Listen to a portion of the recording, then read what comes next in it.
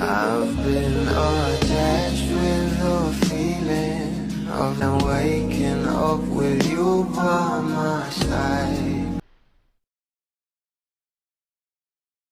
Grabe nga talaga guys, ito nga ang ating couple sa kanilang new series na How to Spot Our Red Flags ay marami nga talaga tayong kinilig sa bawat episode nga nito at talaga namang ilalabas na nga rin ito sa prime time. Pero ito na nga guys, ang pag-uusapan natin ngayon kung saan ay patungkol nga ito sa kanilang new series na How to Spot a Red Flag. At ngayon nga guys, ay talaga namang last taping na nga raw ito nila sa LU.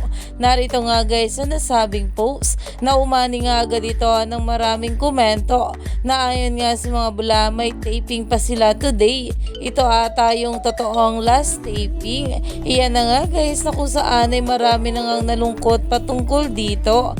At ayon pa nga sa mga bula, last taping na ng Don Bell sa LU dahil talaga naman ng mga taga LU ay hindi na nga raw muna makikita itong ating couple doon dahil ito na nga ang last taping nila doon.